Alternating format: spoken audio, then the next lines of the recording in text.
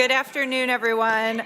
I'll call the Senate Housing and Homelessness Prevention Committee to order.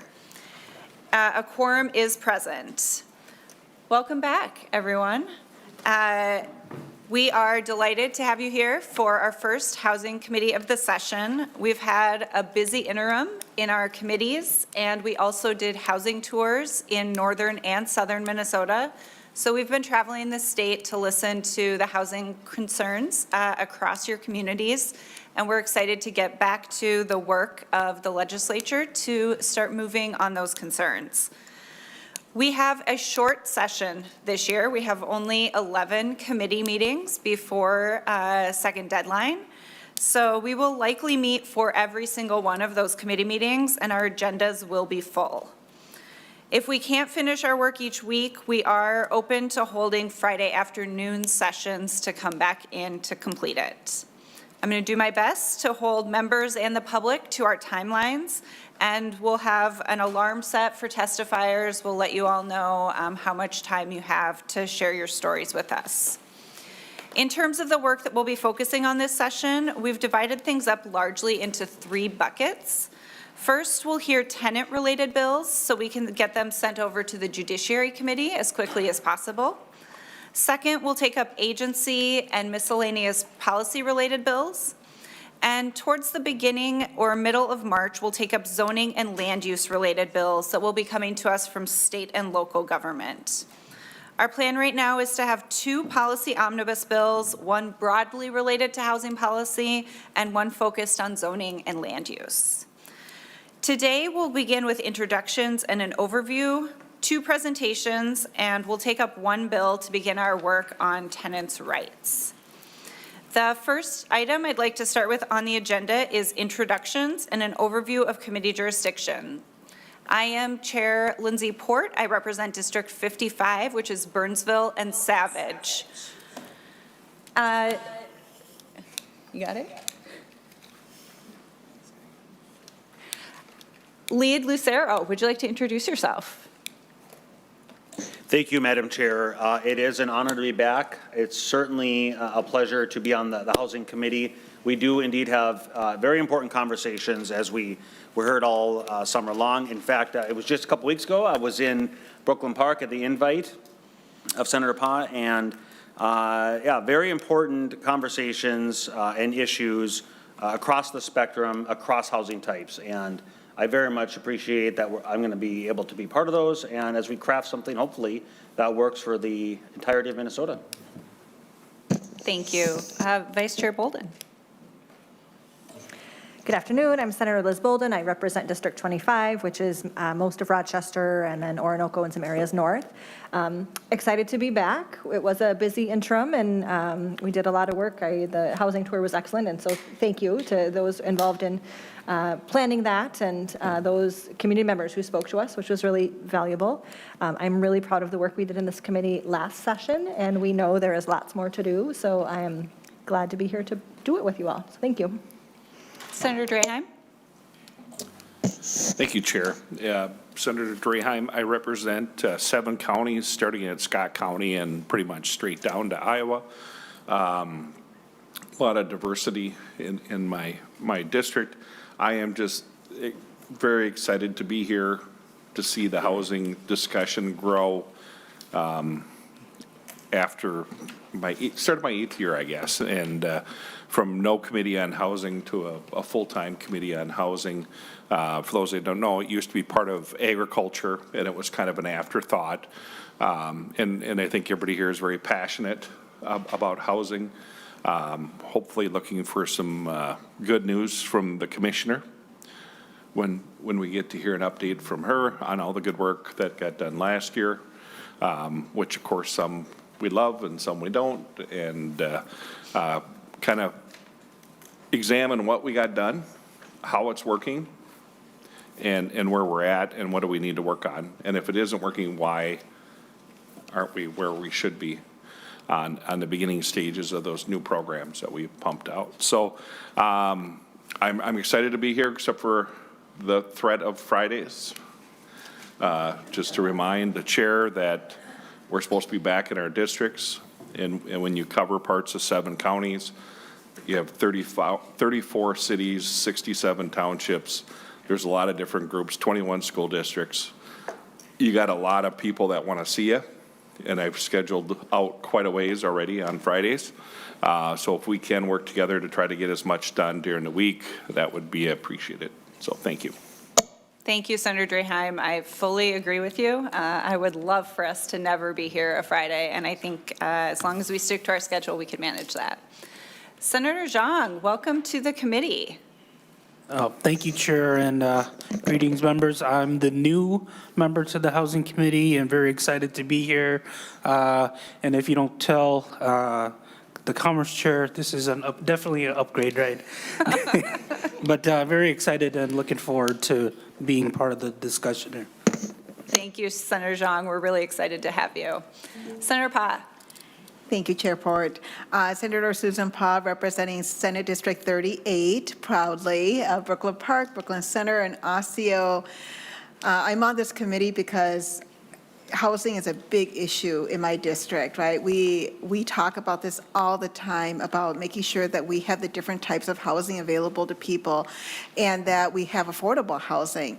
So it's something really important to my district, and this work is so important. I want to first just say that due to our fantastic leadership in Senator Port in this committee, we were able to pass the $1 billion investment in housing, which is fantastic, last year.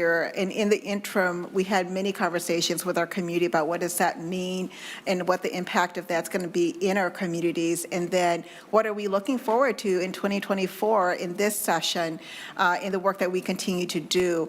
We know that there's so much more that we still have to do in the housing space to make sure that everyone gets dignified and safe housing options for them and their families. So that's what we're looking forward to doing this particular year, at least for me, is going to be a priority. I'm honored to be on this committee, and I look forward to the work that we're going to do together as a committee. Thank you. Thank you. Senator Housley, I believe, is joining us on Zoom. Senator Housley, do you want to unmute yourself and introduce yourself? Thank you, Chair Port. I'm excited to see all of you. I wish I could be there, but I had another obligation I had to be at today. I'm excited. I'm excited to see what we did last year and how all that's working out and what we've got going for this upcoming year. So, and I'm not excited about Fridays either. So we will do our best to stick to your schedule. So thank you. I represent Stillwater, Forest Lake, Senate District 33, most of the northern part of Washington County. Thank you. Thank you. Courtney. Good afternoon, everybody. Courtney Schaff. I work as Committee Legislative Assistant for Chair Port in the Housing Committee. Jack. Hello, everyone. My name is Jack Dudley. I am Senator Boldon's Legislative Assistant. Ms. Painter. Madam Chair and members, my name is Laura Painter. I'm the legislative analyst for this committee, and I enjoy working with all of you. Mr. Mueller. Madam Chair, my name is Dan Mueller. I'm the fiscal analyst on the Housing Committee. Davin. Hi, everyone. I'm Davin Sokup, Committee Administrator. Thank you, everyone. Welcome to the committee. Looking forward to a fantastic year. I'm going to turn it over to Ms. Painter for the next item on the agenda is a presentation of the committee's jurisdiction. Madam Chair and members, the Housing and Homelessness Prevention Committee has jurisdiction over bills relating to housing and homelessness prevention. The jurisdiction also covers the Housing Finance Agency and Chapter 462A of the statutes. This committee is involved in confirming the Commissioner of Housing Finance and the 6 members of the Housing Finance Agency.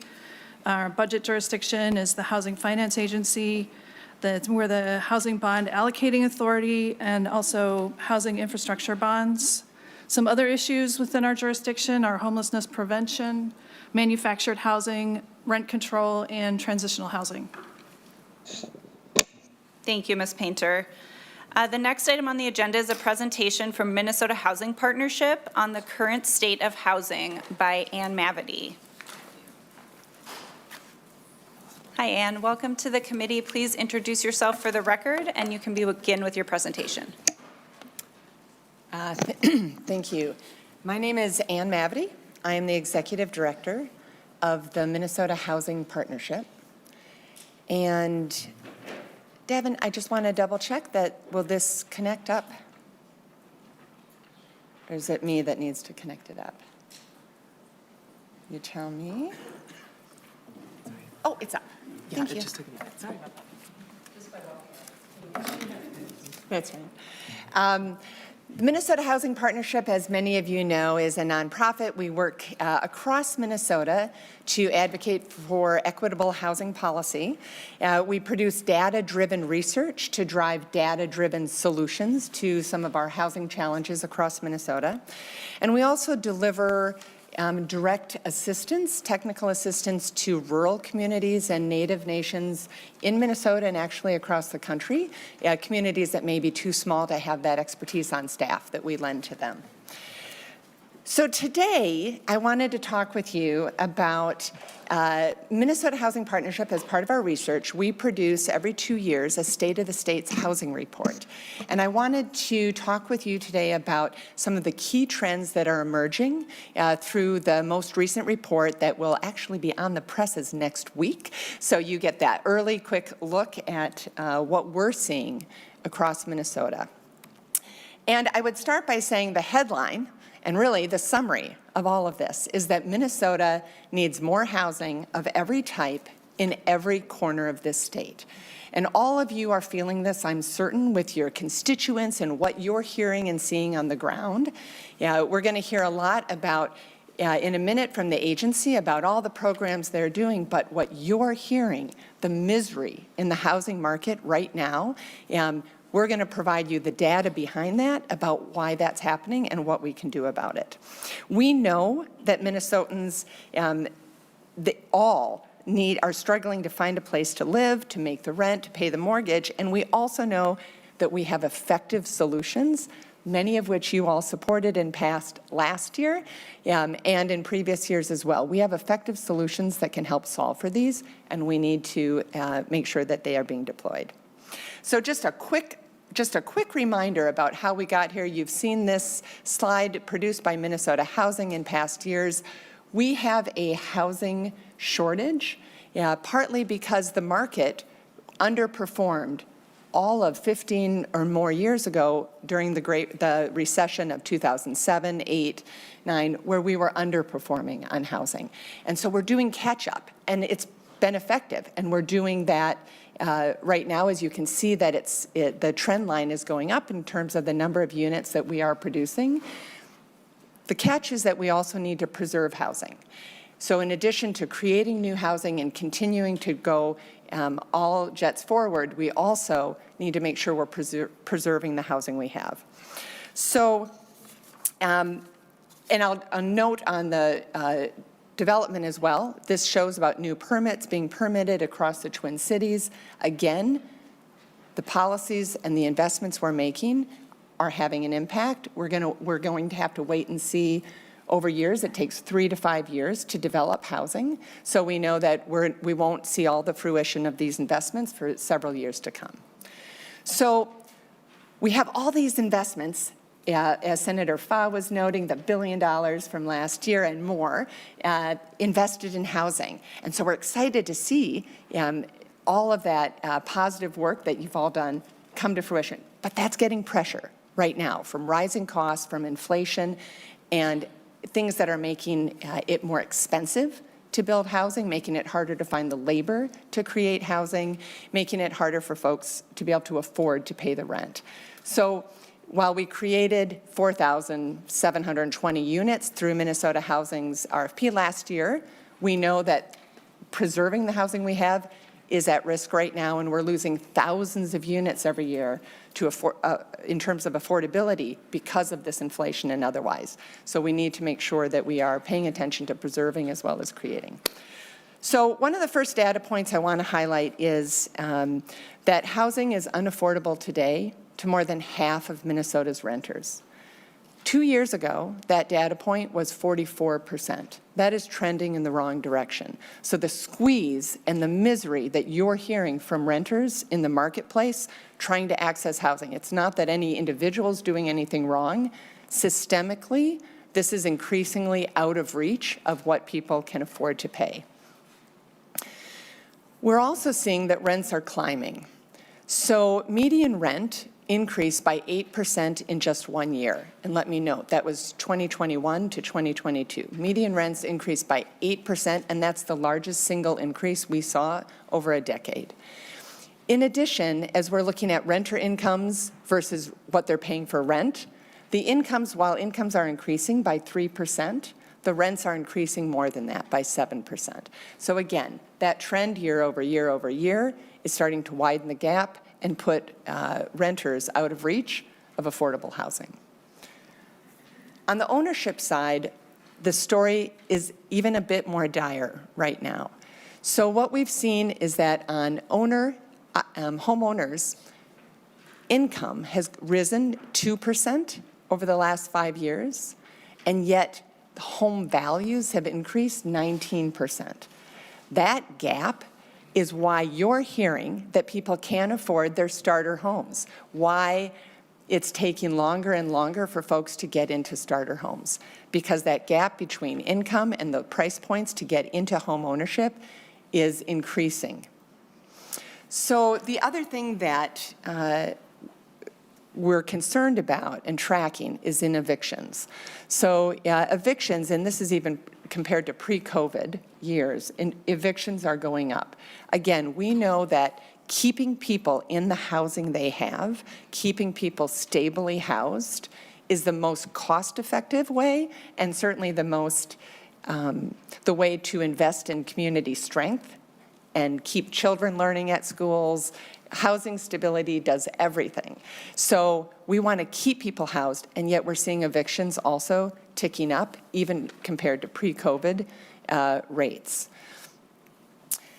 Now, when we're looking at digging in a little bit more to sort of costs that people are paying on their housing. So we talk about cost burden in the housing world, and that means that people are paying more than 30% of their income for housing. And typically that means if you're paying about 30%, you have enough money in your family budget to be able to pay for other essential things: food, medicine, transportation, maybe even kids' sports. So, and what we're seeing right now is that cost burdens are going up year over year. So right now, 20% of homeowners are paying more than they can afford for housing. And that's increased from the previous years as well. More in real numbers, more households are paying too much. And as we noted, 50% of renters are cost burdened as well. So these increases are pressuring the family budgets that you're hearing from constituents around the state. And of course, we know that these impacts are disproportionately affecting the most vulnerable members of our community and having racial disparities and outcomes as well. So seniors living on fixed incomes often, 2/3 of our seniors in Minnesota are paying more than they can afford for their housing costs. And in addition, I'll just talk about the racial disparities in cost burdens. What we're seeing, while 46% of white households are paying too much, that goes up to 57% when you get to black households. So the racial disparities across home ownership as well as across renter persist. The other thing that's a little troubling, and while, again, we have programs that have been put into place that have not yet come to fruition in terms of their impact that we'll see in the marketplace, the disparity between white Minnesotans and Minnesotans of color who own homes has actually widened. So Minnesota already is the second worst in the nation in terms of the racial disparities in home ownership. What we've been seeing is that black home ownership rates are down 2%, Native home ownership rates are down 6%, Hispanic home ownership rates. White home ownership rates are almost even, they're down 1%, but not at this same scale. So we need to make sure we have an intentionality and thoughtfulness in terms of deploying these strategies to address those. We know that when our children are thriving, that it's building an investment in our future, right? One of our data points is looking at children who are living in these households that can't really afford their housing costs. And what we're seeing is that there's 2,000 more households than there were last year whose housing is squeezing that family budget. So right now, there's 281,000 households with children that can't afford the rent that they are needing to pay. So one of the data points that we also look at is we know that housing at many levels is absolutely fundamental to a thriving economy. So we track the 5 top in-demand jobs that DEED reports, Minnesota DEED reports. Of those 5, there's folks I often talk about that are taking care of my mom right now, might have served you coffee this morning or taking care of your kids, these frontline service jobs and retail jobs. In the past, this has always been true, that you can be working full-time in these hard-working jobs and still not be able to afford a median 2-bedroom apartment. For the first time, what we are seeing is that of the top 5 in-demand jobs, nursing is one of them as well. And this is the first year that we have seen that a full-time registered nurse cannot actually afford to buy a median-priced home. This is the first time that that has flipped. So again, we have regular folks, teachers, firefighters, nurses, who are not being able to afford a median-priced home. So we know that when everyone, including people who are working in these everyday jobs, when they can afford to live near where they work, and our communities will be stronger and better for it. And we still have work to do.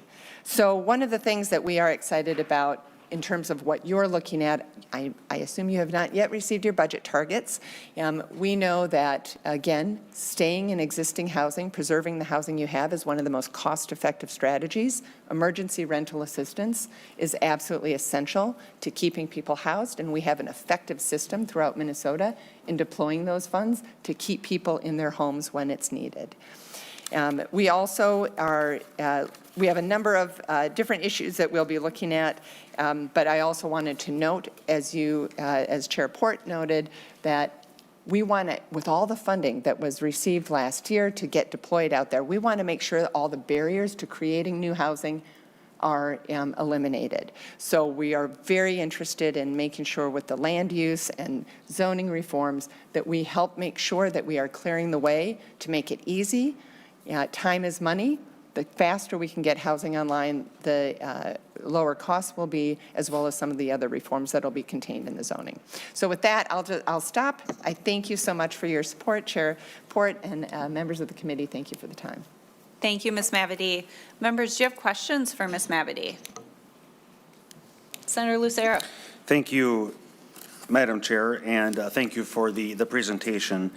As you were going through here on the, I think this might be the second to the last slide, third to the last slide, the one with the 5 in-demand jobs.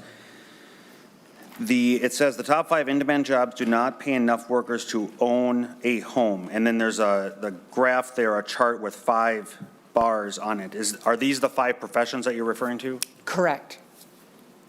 The home and health personal aides, oh, I'm sorry. It's okay, Ms. Mavety. Go ahead. Thank you, Madam Chair. And so I see on there, one of the 5 is fast food and counter workers. I guess in my experience, having worked for early when I was young, teenage years, into early adulthood, I worked at the fast food restaurant, Burger King. I also worked at Burger's Bagels and a handful of others when I was younger. And I don't imagine it was ever the expectation that as somebody working at Burger King, that would be enough to own a home. I guess that that was never, again, the consideration. So when I see this, 2 things pop out. Number 1, that is a disconnect there. But number 2, I'm interested, and this is a different conversation for a different committee perhaps, but that fast food counter workers are among the top 5 fastest growing in-demand jobs here in Minnesota. That's interesting. The next question I would have, Madam Chair, is, which chart was it here? This was the one showing the disparities. It's titled, "The Racial Homeownership Gap is Widening." So back when the housing market was down, which another slide previously showed that gap when there was underproduction as a result of that, do you have any data that shows what was happening to the demographics of home ownership when housing prices were 1/5 what they are today? Ms. Mavety? Chair Port, Lead Lucero, thank you for the question. To your first question about the in-demand jobs, so DEED is reporting what those job categories are, and we're just reflecting back. One of the things, you are correct, we talked about ownership. I will note that of these, other jobs other than a registered nurse, as you can see with the yellow line across, these are not enough to afford to pay basic housing costs, even in the rental market. We know that those jobs, not all of them are occupied by folks, individuals, or children, teenagers, young adults who are living with other household members. Oftentimes they are occupied by folks that are head of households. So we're looking at if these are the jobs that are being created and being filled, we want to make sure that we are having a pathway for folks in Minnesota to afford to pay their rent, pay their housing costs in whatever fashion. The other piece I would note, Minnesota has traditionally, I can get back to you on details in terms of those trend lines. I don't have those at my fingertips right now. Minnesota has traditionally been worst in the nation on the gaps in terms of racial disparity in home ownership. We can go back and look at what those looked like over time, but that is not something that I would expect. It went from a great situation to poor just because the housing market tightened. Typically, those racial disparities track with the market itself. But I can follow up with you. Senator Lucero? Thank you, Madam Chair, and I appreciate that. Yeah, again, I'm always very interested in data, in historical data, because at least when this graph is shown here or in other conversations, it's inferred that the high price of present-day housing right now is a cause or a contributor to these disparities. At least that's inferred, if not outright said in some conversations. But then if indeed that's the case, if the high cost is what's a major contributing to these, then that means when there was low cost, I would expect something different. Because if you're saying that the trend lines were the same when it was low cost, well, then that might mean there's some other root cause happening that's outside, obviously, of the cost alone. So just an observation that I had, not a question, but just thank you, Madam Chair. Senator Draheim? Thank you, Chair. And thank you for the presentation. Just to kind of feed off of Senator Lucero's comments, thank you for the data. Very interesting. I know we can just take bits and pieces and look at it. And the underlying thing is we have issues. And you know, my 8th year of kind of sounding that we have issues. And unfortunately, we haven't really got at the root cause. You know, I think you underestimated the pay increase in the last 5 years in your one slide, but it doesn't really matter. We know that people are having a hard time making ends meet. And rent costs too much. Mortgages cost too much. Insurance costs too much. It's hard for, especially a younger family or a younger individual, to make ends meet. I think we all agree on that. But I hope this year, Chair, we look at the cost. Why does everything cost so much? And what can we do to help give some other options to people so they can afford rent, so they can afford a starter home? You know, what can we do to move people out of their older homes into something different so that older stock becomes available for a young family to put some sweat equity into that home and start building equity to help give them a leg up. So I'm rambling. I apologize, Chair Port.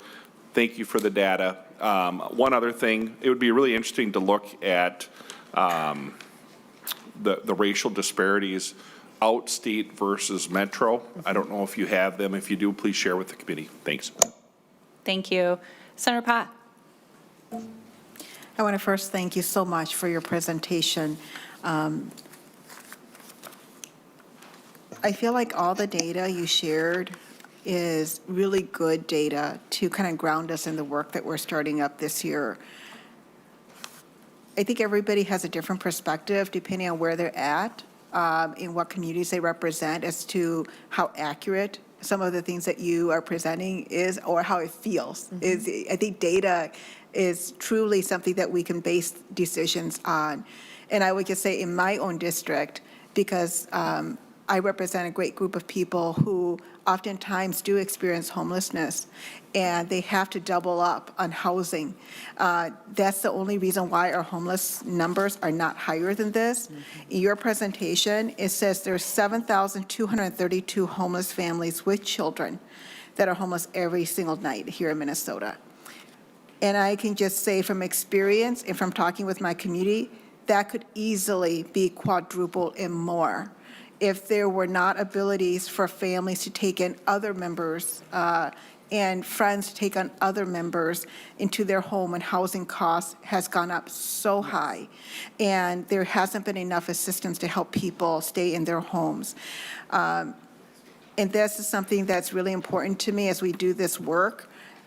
And again, your data really helps us to kind of ground us in this work, because if we don't do something next year when we come back and talk about this, my concern is these numbers could easily increase very much higher than this.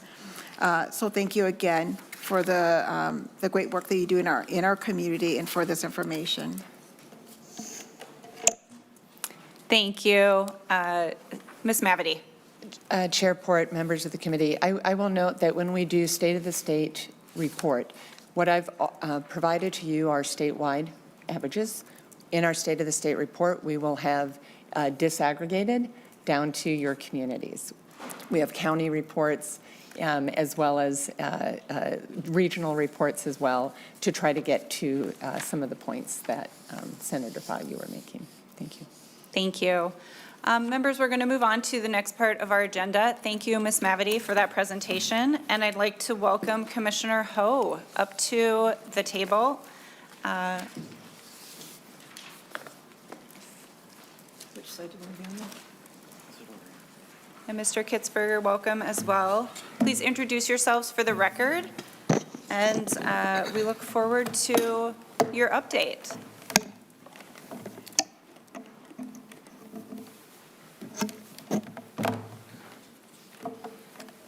A lot of cables up here.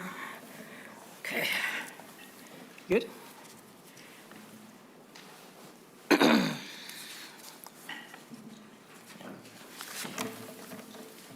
Chair Port and members of the committee, my name is Jennifer Ho, and I'm the Commissioner of Minnesota Housing. I'm here with Dan Kitzberger, my legislative director. It's great to be back with you. I'm excited about this session. I want to send a belated verbal Valentine to each of you and all of your staff. I want to send it to all of our colleagues in the audience and to all of our partners across the great state of Minnesota. From preventing and ending homelessness to creating more first-time home buyers, it is all done through these partnerships. So happy belated Valentine's Day. I want to thank the chair for allowing me to start this session by reminding us where we left off last May and report on what has transpired since. Two more, yeah, great. 2023 was a big year for Minnesota housing, so thank you. For context, what these bar graphs show is the dark blue line is where we started in the base budget at the beginning of session, and the bright green bar is where we ended the 2023 session, to just give you a sense of the order of magnitude between base budget and the final result last session, divided across the various categories of funding in which Minnesota Housing is engaged. The pie chart simply takes that $1.3 billion and shows the summary of different types of uses from that. So about half of it for capital resources, about a quarter for housing stability, about 20% for home ownership assistance, and about 5% for other uses. This bounty has also given us at Minnesota Housing and the partners on whom we rely to deliver an awful lot to do. Last year's housing bill doubles the number of programs that Minnesota Housing normally administers. There is so much activity in so many areas across the full spectrum of housing needs. As we discussed last year, where you put more money into existing programs with existing processes, we've been able to move the quickest in terms of deploying the resources that you invested to match dollars to projects. The second column represents newly created programs, and this is where we actually have to build the infrastructure to be able to design the program in order to compete the money, in order to match it to projects and get it out into communities. The third represents the legislatively named grantees, of which there are quite a few across a pretty broad range of what we do, as well as the working group on expediting rent assistance in which we're participating that's being facilitated by our friends at Minnesota Management and Budget. And then just for context, the fourth column represents other activities that the agency has been engaged in, including work we're doing with federal programs, as well as work that we were doing implementing previous new programs created by the state.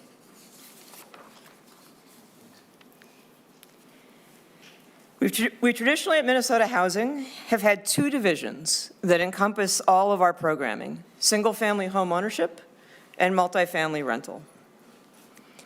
My leadership team looked at the bill that you passed to determine how to incorporate the new programs with our existing staff, to understand how many additional people we would need, and where we had systems in place that accommodated new programs and where we would need to create new systems.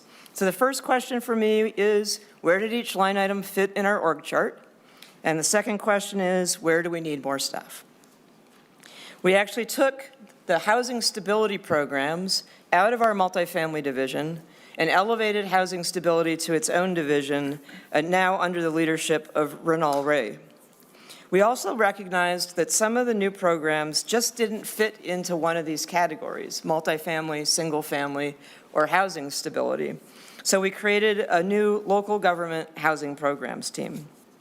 So far, we've added over 20 new positions and continue to build out the new teams.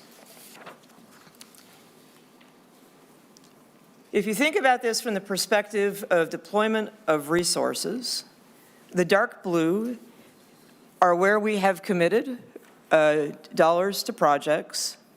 The green represents what's coming soon, and the light blue represents what's under construction but is going to take a little while longer. So where we have new things, obviously, is where we're going to have to take some time in order to build the program out. As we discussed, money was going to go the fastest where it could flow through existing programs. So the second bar chart shows that with existing programs, we've got about 60% of the dollars that you put in there for the whole biennium, mind you, attached to projects already. And then again, as you can see, that percentage amount that has been committed decreases in the other two categories. But if you take a look at all resources, the first bar, about 37% of all resources from last session have been committed, and I anticipate that we'll get to 50% in the near future. Of existing programs with committed funding, these are the line items where we have been able to move money and attach it to programs and providers in the community. I won't read that through for you, but wanted you to have that available to you. And then On this next slide are places where we currently have programs operating. We have RFPs in play, or we have RFPs or new programs that are going to be up and running in the next couple of months. So this gives you a sense that we have money that's not yet committed, but there's a lot of work that's been done to move towards getting those dollars committed. There's a few areas specifically that I wanted to highlight for you. The first is our Family Homeless Prevention and Assistance Program. You'll remember that well before the end of session last year, the legislature fast-tracked $50 million of dollars for the Family Homeless Prevention and Assistance Program. Those resources were deployed and helped over 6,400 households in just 4 months. Still not everyone who needed it was able to get to the resources. I think that's an important point to make. But when you take a look at the number of households that we were able to help kind of over a year, it's a significant increase compared to the prior year. And we currently have an RFP open. It closes February 22nd that will help us allocate the remaining Family Homeless Prevention and Assistance funds. You may also remember that you took $10 million of Family Homeless Prevention and made it a tribal allocation. That is the first time the agency has dealt with a direct tribal allocation within an existing program. Thank you, because you have allowed me to get an excellent education on the history of tribal perspectives on tribal allocations. I've had an opportunity to meet and talk with all 11 tribes in Minnesota, and we're very, very close to having agreement on the method for tribal allocation. So it's been very important and educational work for me over the course of the last 8 months. Even as the housing community was celebrating $1.3 billion, we know that many housing organizations are experiencing significant challenges. The pandemic, inflation, supply chain issues, high interest rates, staff shortages, insurance cost increases, all at once. So we moved as fast as we could to implement the Stable Housing Organization Relief Program. We actually opened that RFP on September 1st of last year and had selections approved by October 26th. For government, I just need to say, that's fast. The program is supporting 43 grantees, representing over 25,000 units, and we're actively distributing those dollars out the door as people bill us for eligible expenses. So again, that worked differently than a traditional RFP. Organizations were simply able to demonstrate that they were eligible, and then we took the number of units that they represented and divided that by the total, which then created an allocation per unit of about $1,900 per unit for those organizations that had eligible units. The other program I want to highlight are the 2 first-generation down payment assistance programs.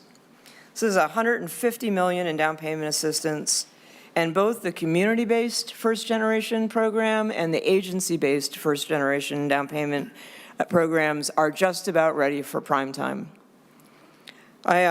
Both we and our community partners are working on get-ready campaigns so that households who may be without the additional down payment assistance would have thought homeownership was out of reach, letting them know that now is a good time to get ready and think about whether with this additional assistance they'll be able to purchase a home. And obviously wanting to make sure that those messages reach communities where there's a large number of potential first-generation home buyers.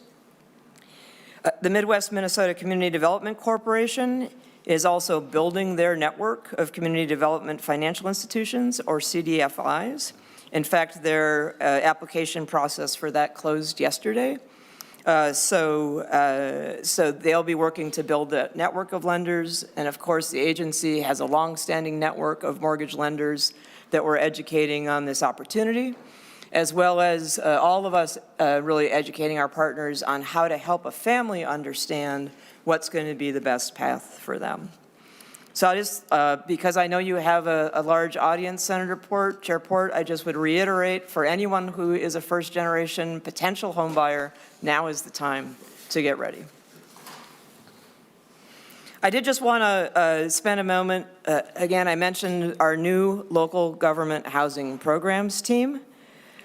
This is a team that will largely work with local units of government as opposed to working with nonprofits and developers. So this is kind of what some of the new money looks like, but as well as some of things that have been appropriated in the past. I'm pleased that we were able to hire Jennifer Bergman back in November. She was the city administrator for Brainerd. And has a lot of experience working in city government and in housing and redevelopment authority government, administering vouchers, but really brings a lot of credibility to the work that local governments and greater Minnesota communities have managing these types of programs. We also have hired a local programs manager, a rental assistance manager, and a data analyst. We are in the process of creating program guides. And for those programs that require RFP processes, we anticipate them rolling out over the course of this year. In blue are the programs that we have underneath the local government housing programs team. Notably, the Bring It Home rental assistance will live there, as well as the local affordable housing aid and the statewide affordable housing aid. Another highlight is the work that we do with manufactured home communities. Word had gotten out that the legislature was going to go big, and we received more applications for work on manufactured home community infrastructure than ever before. We also were able to make the largest selection we've ever made before. $21.5 million for 19 projects supporting over 1,800 lots. In addition to that, there is a line item for North Country Cooperative Foundation, a new $10 million acquisition fund to assist with the conversion of manufactured home communities to cooperative ownership. And we are in discussions with them and getting closer to having an executed contract on that. In terms of how we move dollars in existing programs out into community, we did our annual selections, announced them in December of last year. It was an incredibly fun, incredibly large selection, $348 million, of which $260 million was state resources. 4,720 homes, whether that's rental or single family, production or acquisition and preservation, which can lead to about 7,000 jobs. So, you know, I just think it's exciting to realize that you can pass a bill in May, and that when those dollars go into our existing consolidated RFP processes, we can have those dollars attached to projects as soon as December. A little bit more detail on that. On the home ownership side, again, more applications than we've ever seen before, as well as our largest selections ever at $110 million, impacting over 1,300 homes. I guessed that some of you might be interested in how many of those projects are Greater Minnesota, about 46% in Greater Minnesota, and about 60% of the households that tend to be served in these programs are Black, Indigenous, or households of color. On the rental side, nearly $150 million in state resources were committed through Housing Infrastructure Challenge and the Preservation of Affordable Rental, the PERF program. 54% of the recommended projects were in Greater Minnesota. But I do have to say that in both instances, there were many projects that we either had to say not yet to because we didn't have sufficient resources, or on the single family side, either to say not yet or to downsize the aspiration of the applicants. So we were definitely had a demand for the programs. There are developers who are ready to do the work. There are communities that are ready to do the work. But even with the largest investments that we've had, there were still, we couldn't fund everything. I do want to flag that we have yet to deploy $50 million in the workforce homeownership program, so there'll be another round on homeownership yet to come. I think you, like I, love maps. If you take a look at our selections from 2023, the green squares are the green shaded area is the single-family selection program target area. A lot of our single-family applicants serve regions as opposed to, specific places. The blue dots are multifamily selections, and the reddish-brown dots are manufactured community redevelopment program selection spots. I would love to see this map covered with dots. So I want to take a sip of water and see if Dan can just roll a film. Throughout the interim, I get a chance to travel. Let's see if this works. Volume? No? Well, this is me out looking at a construction out in Anoka, Nolte River Place. It was fun for me. I don't usually get to walk through things during construction. I usually go toss dirt in the air at the beginning and cut a ribbon at the end, but it was good to understand some of the nuance that our teams work with when they're doing this. This is a senior construction by Volunteers of America. This is up in Duluth, Skyridge Flats, where we're tossing some dirt. This is the first affordable senior project that Duluth has done in a long time. This is Emerson Village in North St. Paul. That's me saying this is what housing infrastructure bonds look like when they go to work out in community. And I just wanted to show you that because we talk about these things as line items. We talk about these things as kind of part of a budget or a bonding bill, but I get to go out and see them. I get to see housing infrastructure bond as a home. And so really wanted to share that, and you got spared hearing me talk twice. So back to me. In sum, we all knew going into 2023 that we needed to go big so that all Minnesotans could go home. You did that. Thank you. We are putting those investments to work. It's going fastest where we had existing programs, but we're also working on the new programs and the named grantees. And as Ms. Mavity said, we need more. Because the organizations that do the work need us. And the families and individuals who can't afford a stable place need us. And a healthy and productive future for Minnesota needs us. Thank you, and I'd be happy to take any questions that you might have. Thank you, Commissioner. Really appreciate you coming and giving us an update. I know we put a lot of new programs in front of you, and I appreciate how much you've kept in touch with us through the interim, and that you're here to update us today. I'm sure we will have you back more to continue that through through the session. But it's really great to see nearly half the money already allocated or out in communities. We know housing doesn't pop up overnight, so getting that out the door quickly and into RFPs and through the allocation process is a really critical part of it. So thank you for your work on that. Thank you. Members, questions? Senator Draheim. Thank you, Chair. And thank you, Commissioner, and your team's work. I know you had a lot on your plate. I'm going to ask the same question I've asked the last couple of years. I think I'm ready. How many new units did you create when you mentioned 4720 homes? I really feel if the basis of our supply and demand issue is the lack of supply, especially on the affordable end, we're not going to solve that no matter how many billions of dollars we throw at it if we're not creating new units. And of course, I'm a broken record on that pathway to home ownership. So my question is, of the 4720 units, how many of them were remodels, how many of them were new units, and how many of them were multifamily? Commissioner Ho?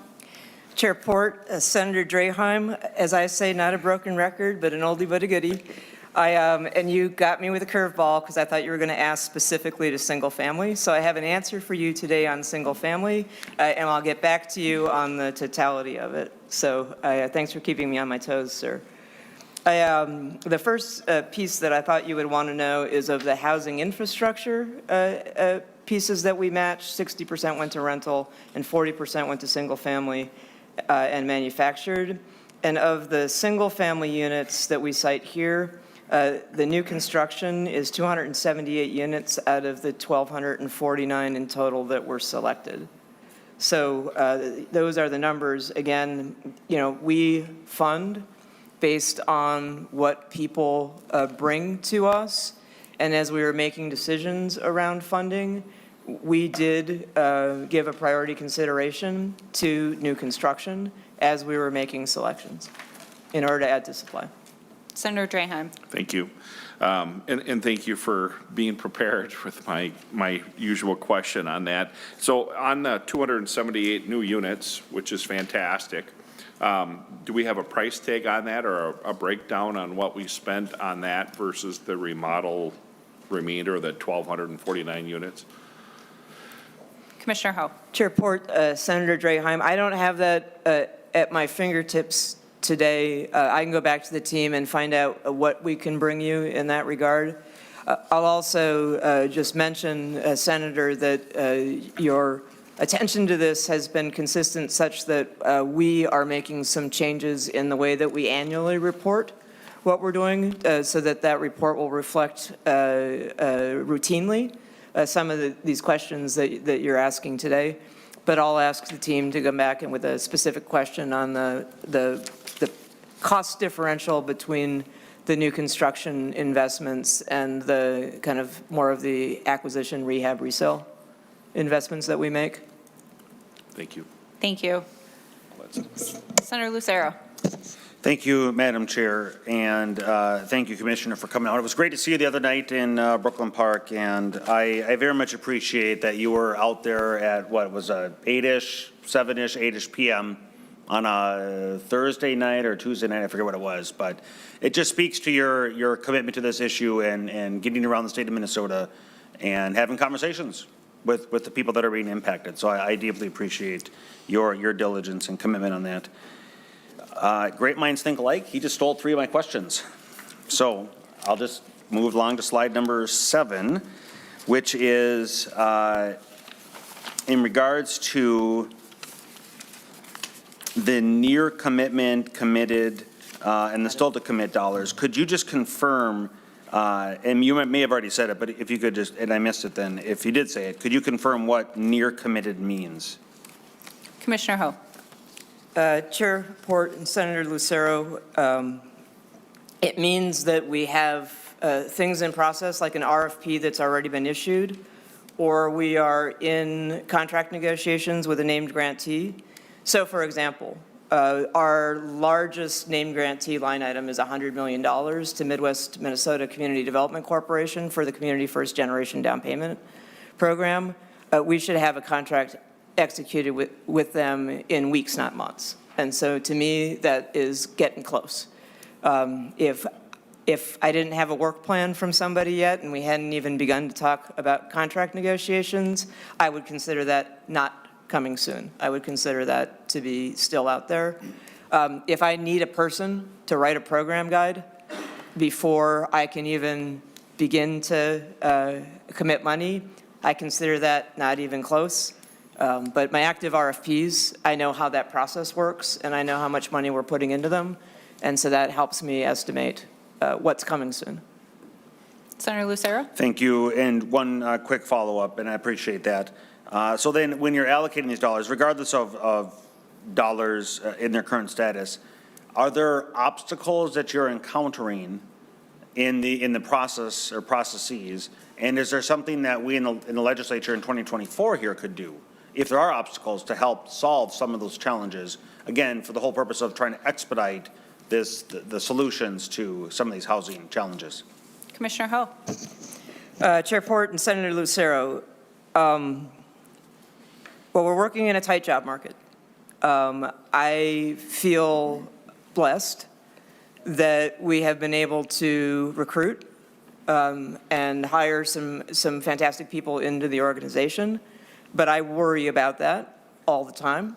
I also have been able to promote many staff into these new positions, which is terrific because sometimes state employees feel like they don't have a lot of promotion opportunity, and a period of growth is when people feel the opportunity to promote. But I don't net new employees every time I promote. It's not a reason not to promote. But if I hire somebody who was doing something to now do something else, I'm working against that. I don't think you can change that. But it's something I'm really mindful of, is that I'm hiring in a really tight hiring environment.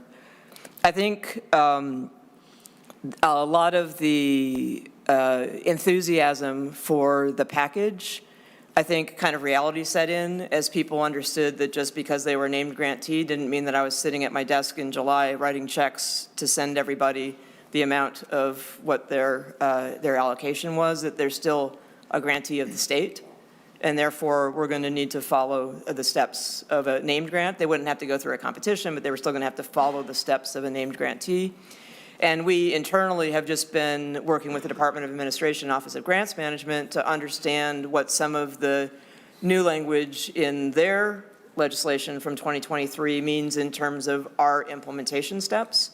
So we've just been working to not only understand our old processes, but how are we modifying our old processes into new processes, and they're processes that our named grantees didn't even know existed in many instances.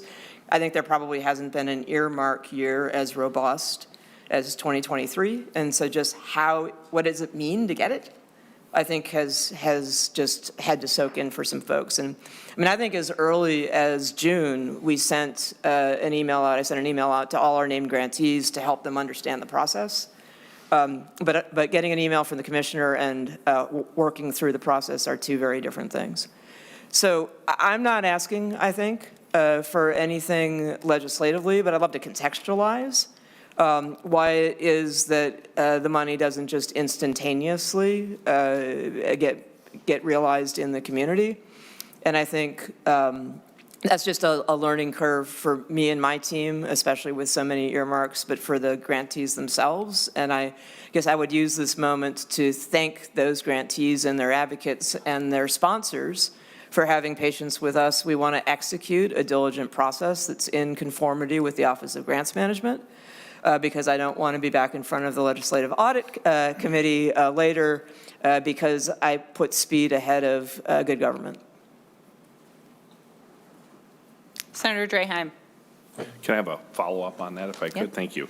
So I think we're almost to 9 months since we passed legislation on this. So if you were one of these nonprofits that were so excited to get this huge resource to do what we asked them to do and create more housing units, how much longer do you think it'll be before you will be able to get some of the funding out to some of the named grantees? Commissioner Ho. Chair Port, Senator Draheim, thank you for that. I hearken back to junior high or high school where there were the math problems, where you had different trains that were leaving stations at different times at different speeds. I would say that of the new programs and the new named grantees to us, they are all different trains that are leaving the station at different times at different speeds. And our grantees, some are more ready to work with us, and some have actually asked us for more time. I think that when we have the contract executed with Midwest Minnesota CDC for the Community First Gen, that's going to take $100 million of that total named grantee amount.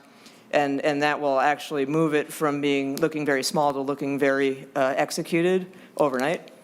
But some of the smaller ones, some were eager to our office and we were having meetings in June, and some we've still working to get a cadence of meetings set up to help them understand what it is they need to do. They're all coming to us in very, very different places.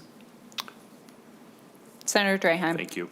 And, I think when the Minnesota Housing Partnership was up and they talked about time is money, as a former developer, time is really money. And for a nonprofit, it's even worse. Because they usually don't have the capacity in their budget to go back to the bank or their main donors and say, hey, cost went up 12%. So every month there's a delay. In this environment, it costs money, and that means less units that we can produce to help fill that gap that I've been complaining about, the racial home ownership gap, for 8 years now.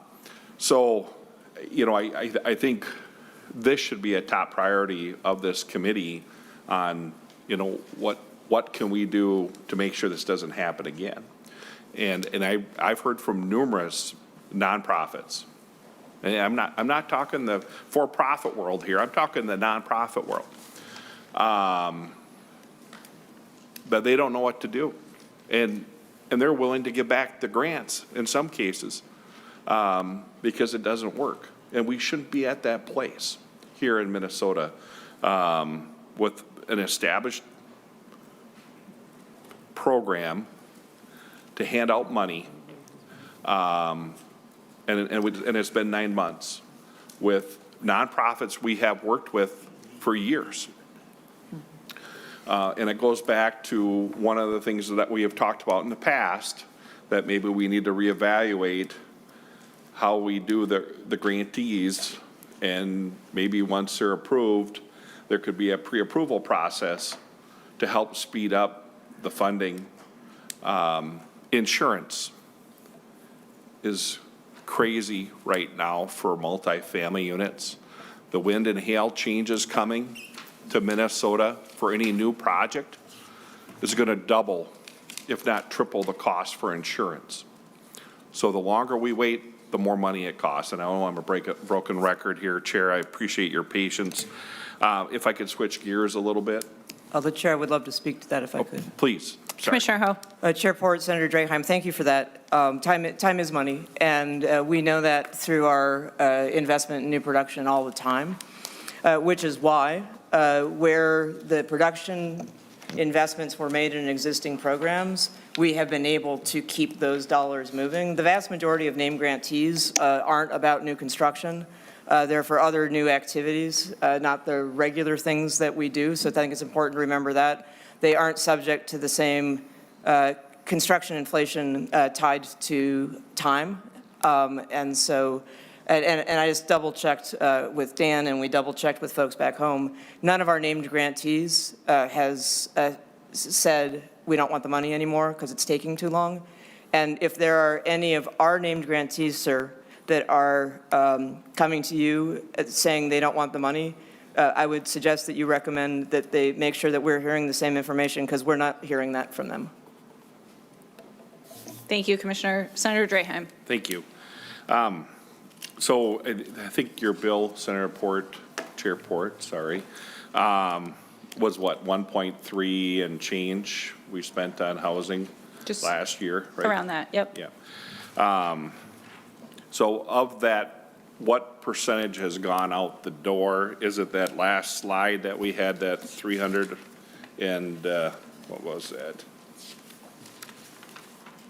348, is that the correct number then? So out of the 1.3 and change billion dollars that was appropriated, so far you've let, I'll call it, 348 million of it.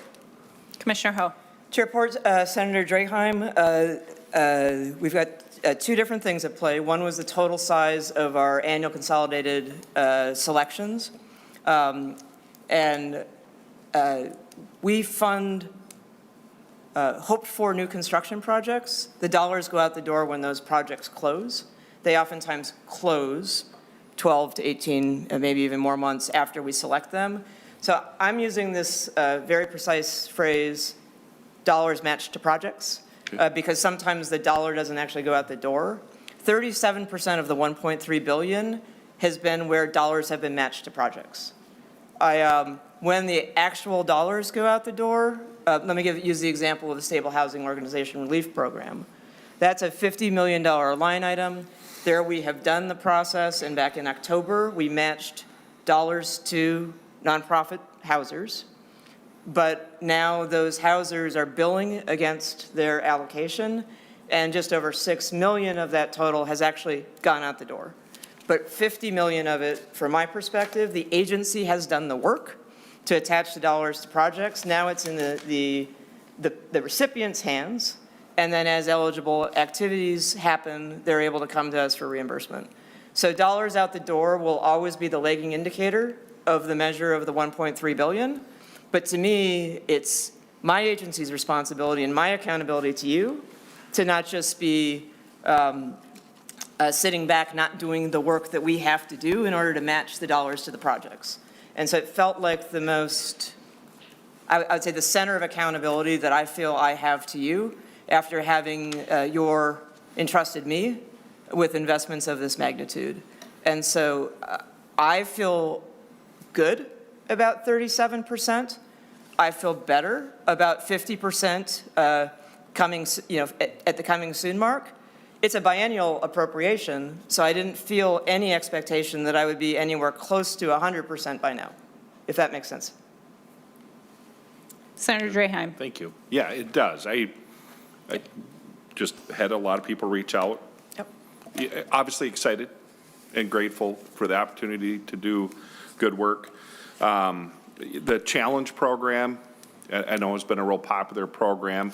Can you give us an update on just the challenge program, where we're at, where are the nonprofits that work in that space, the communities on that, if we could? Commissioner Ho. Chair Port, Senator Draheim. The challenge program, all told, coming out of the last one from with the base appropriation minus the American Indian set aside, we had $102,138,000 that were available, of which we have matched $74,929,000 to projects. So that is largely because Challenge moved through the consolidated RFPs for both single-family and multifamily last year. The reason that it's not all 102 million is because it is a biennial piece, and some of that is being held back for the 2024 selections. Final questions, members? Can I keep on going? Go ahead, Okay, Senator sorry. Draheim. Please, we have other members that should ask questions. Oh, okay. I'll just have one more topic, and then I'll save the rest for later, if I could. We've spent a lot of time, Chair Port and committee members, on kind of the manufactured space. Mm-hmm. And, there was a lot of things that we tried to do, a lot of things that we did do. If we could just get an update on kind of where the agency is related to that space, the pre-engineered manufactured home. If there's any down payment assistance coming, the grant to one organization, et cetera. Commissioner Ho. Chair Port, Senator Draheim, yes, there is a lot of activity in that space. Again, I'll remind the committee that when I started this job a little over 5 years ago, the agency hadn't done any specific work in this space except for helping individual manufactured home owners do repair. So this was really a new space for us to move into work with the manufactured home communities. We have now built out a manufactured home community team. I can call it a team now. It used to be one person. I believe it's now 3. Using housing infrastructure bonds and the manufactured housing park infrastructure grants, we had the largest selection process ever. We're working with North Country Cooperative Foundation for the $10 million acquisition fund. That's in the coming soon category in terms of where we're at with contract negotiations with them. The last new line item for last year was a new manufactured home lending grants, a $10 million pot that we need to do through a request for proposal. We need to finish a program guide before we issue that RFP. So that is probably that is definitely not in the coming soon category, but we're working on it, and we have a team of people who are working on it. Senator Pye. Thank you, Chair Port.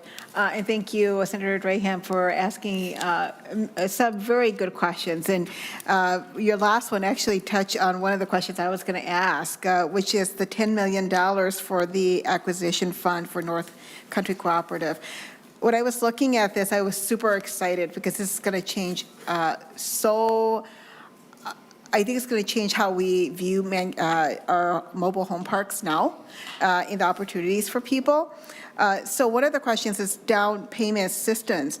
When we start to think about the conversion of mobile home parks to cooperative ownership, could we possibly use some of our down payment assistance into that conversion? And let's say the mobile home park residents there could apply for down payment assistance when they do the conversion to purchase or to be a co-op owner. Could that be something that we would fit into our down payment assistance? Commissioner Ho. Chair Port and Senator Pott, thank you for the question, and I'm going to see if I can, this is a highly nuanced question. So what North Country Cooperative Foundation does and will do with the acquisition fund is work with us in ways actually that we as Minnesota Housing outside of our appropriated dollars work to just help with the financing to help the residents purchase the ownership of the community from the previous owner.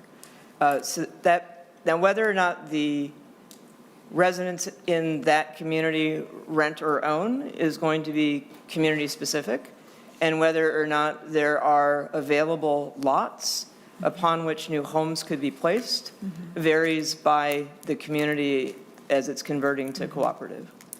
The agency is able to help in terms of some of these things, but the structure of the financing as it relates to down payment assistance has a lot to do with industry structuring around the purchase of a manufactured home. And whether it is, oh boy, I'm right on the edge of my terrain. Staff, I'm so sorry out there because you're just holding your breath right now. But whether or not it's taxed as real property and how it applies in terms of its relationship to a conventional mortgage. I believe today most of the down payment assistance is structured around a conventional mortgage, but we do have this new program that we have not yet stood up, which is manufactured home lending grants.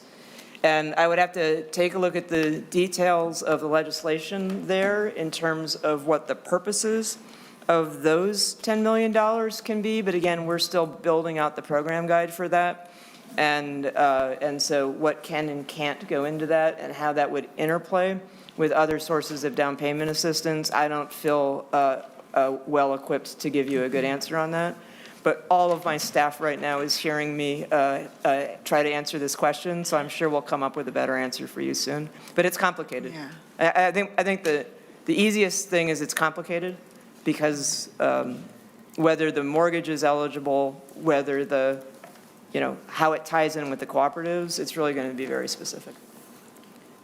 Thank you, Commissioner Ho, and I'm super excited about this, so that's why I would just make sure that we can help residents there in the way that we can. So if that's a possibility, that would be great. I want to just lastly say thank you so much for the work that you and your staff do in implementing a lot of the new programs that we allocated dollars to. And I also want to say thank you for the great work that you do specifically in touring the state of Minnesota and coming out to districts like mine, who people were, when we had our housing meeting, they were really excited that you were able to come to our district and hear them out about what was important to us there. Because sometimes they hear from us as their representative, but to hear from the commissioner here is really important. And knowing that they've got your ear as well, that you're listening to them. So I want to thank you for the work that you do. Thank you, Chair Port. Thank you, Senator Pott. Senator Draham to close us out on this section. Thank you. And I appreciate your patience, Chair. And thank you, Commissioner. I do appreciate your work. I guess the first generation down payment assistance program, you touched on it briefly. I'm impatient like a lot of us elected officials are. You know, the CDFIs was something that I had kind of thought was a useful tool because they're already stood up. They work in similar spaces. And I'm just, how much longer, I guess, are we going to have to wait for that program to be up and running? Which I think a lot of people were really excited about that last year. And I know it takes time to get all the documents cracked, and there's regulation and regulators and Frank Dodd and all this other stuff you gotta pay attention to. But what are the framework that you're looking at to get that where I can send people in to get help with that program? Commissioner Ho. Chair Port, Senator Draheim, thank you for the question. The $100 million earmarked to Midwest Minnesota Community Development Corporation is the largest named grantee line item of appropriation in the agency's history for a program that didn't already exist, so it needed to be developed from scratch. And so we have been working, I sat down with the leadership of Midwest Minnesota Community Development Corporation in June to reassure them that we wanted to be their partners, and we were on hand to help them do this. Within the agency, right next to the Stable Housing Organizational Relief Program, we prioritized this because we knew that it was both a community and a legislative priority, and so it's been in many ways on the fast track inside of the agency the whole time. Because Midwest Minnesota has to build the infrastructure for the program because it didn't exist, and because they had to build out the network of relationships with CDFIs, and now they closed those applications yesterday, and they're going to have to subcontract with those CDFIs to understand who services these down payment loans, and how does data flow back to Midwest Minnesota, and where is Midwest Minnesota going to service these loans? There's a fair amount of complexity tied to not only state grant regulation, but also tied to mortgage industry regulation that needs to be put in place in order for this to occur.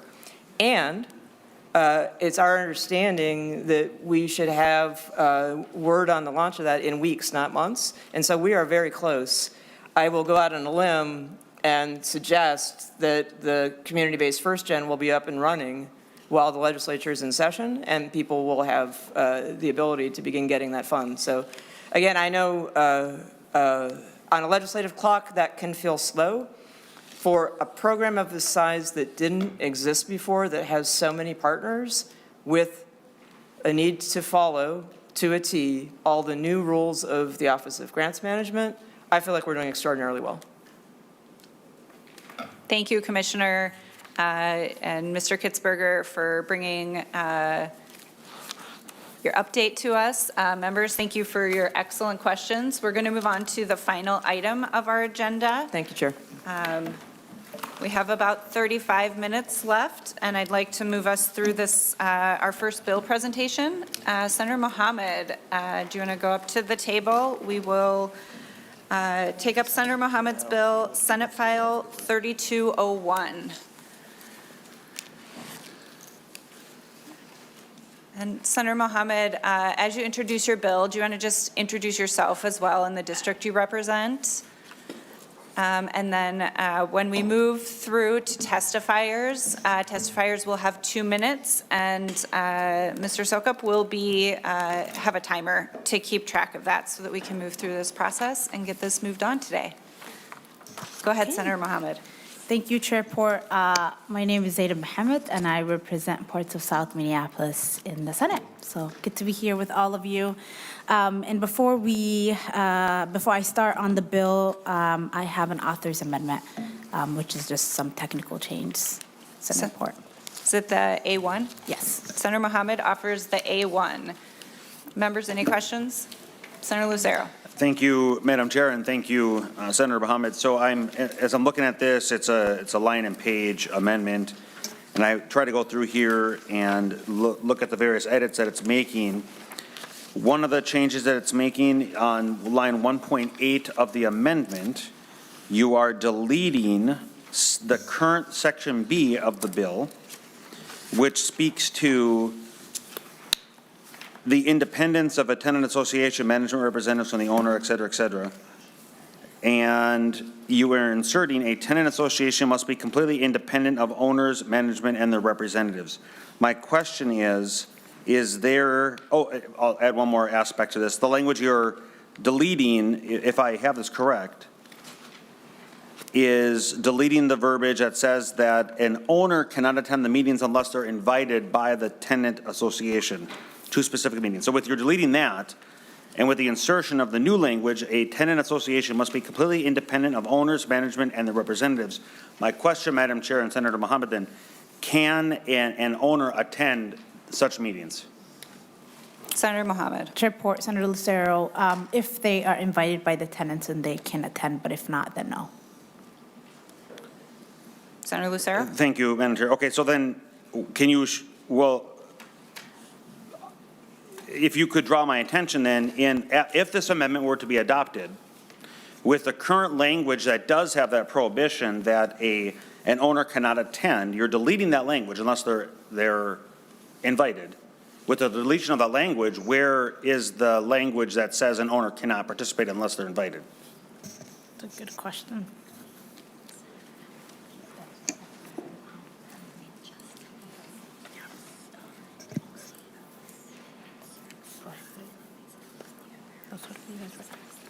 Senator Lucero. Thank you, Madam Chair. Okay, so Senator Mohamed, she is correcting me that it's deleting letter B, Yes. not section B. So then, therefore, the language of the owner being prohibited, unless invited, would still be retained. So that answers my question. Thank you, Madam Chair. Thank you. Senator Mohamed moves the A1. All in favor, say aye. Aye. Opposed? The amendment is adopted. Senator Mohamed, go ahead and introduce your bill. Well, thank you, Chair Port, and good afternoon, members of the committee. Before you is Senate File 3201, which addresses crucial aspects of tenant rights and protections in our state. And before I get into the bill, I sort of want to ground us in the work that we did, the transformative work that our committee did last year to protect tenants, a 14-day written eviction notice, non-refundable fees, move-in and move-out inspections, updating minimum heat requirements. That's just a few, and we have a lot more work to do, and Senate File 3201 is only the start.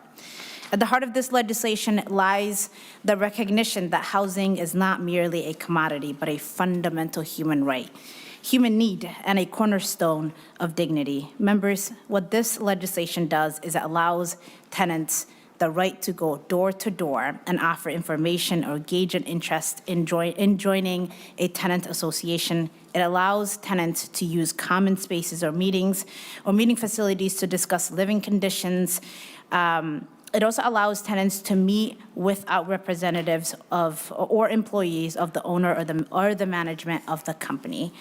It also allows tenants to receive information, to receive assistance and organizing assistance from non-resident tenant advocates. It also allows tenants to initiate in contact with other tenants by phone, mail, or electronically. And this legislation also allows tenants to participate in a tenant association activities. Senate File 3201 members rectifies the power imbalance by prohibiting retaliatory actions against tenants who dare to speak up, ensuring that no individual or family faces eviction, harassment, discrimination for simply seeking help. And, you know, we've got a lot of members from our community today in the audience. I want to thank them for joining us. And as we discuss this bill, which I know there's going to be many differences, I hope that we can remain steadfast in our principles of fairness, justice, and compassion. With that, I have a number of testifiers. Chair Port. Thank you, Senator Mohamed. First on the list, I have Ms. Banbury. Welcome to the committee, Ms. Banbury. Please introduce yourself for the record and go ahead with your testimony. Thank you. Hello, and to Chair Port, Vice Chair Boldon, and members of the committee. My name is Catherine Banbury. I have been a tenant in St. Paul for decades. I am also a tenant organizer at Homeline and a member of Equity in Place. I want to thank Senator Mohamed for championing Senate File 3201.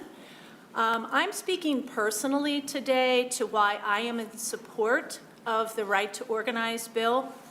The constant despair in listening to my neighbors' desperation and anguish at trying and failing to negotiate rent increases on their own that in some cases have ended in eviction and/or being economically displaced with nowhere to go. This actually propelled my decision to become a full-time tenant organizer at Homeline. This past year, Homeline has multiculturally organized and played a role in mobilizing hundreds of fellow tenants across the city to elevate our shared experiences and in our rental properties. Because of these successes, corporate management swiftly responded with increased restrictions on the freedoms and rights of renters to organize. This included clearly defined legal threats to myself. For instance, after flyering and door knocking resulted in 25 to 30 tenants regularly attending monthly meetings at my building, management cracked down, restricting promotion of meeting flyers to a single place in the mailroom. I myself was penalized with strikes on my record, communicated to me through their lawyer, threatening eviction to me and my family with even a single additional act of unsanctioned outreach. Today, most tenants in my building are afraid of retaliation because they see what is happening to me. The association meetings have significantly dwindled in size and scope, and this is incredibly discouraging to me. The anxiety and unease that this retaliation has caused within myself cannot be understated. As a tenant, along with all the tenants I work with and the tenants I haven't yet met because of their fear to freely assemble and work together, we urge you to vote yes on Senate File 3201. Thank you, Ms. for Banbury. listening to my testimony. Thank you. Next on the list, I have Sadia Omar. Ms. Omar. After that will be Marion Butler. Ms. Omar, please introduce yourself for the committee and go ahead and start your testimony. My name is Sadia Omar.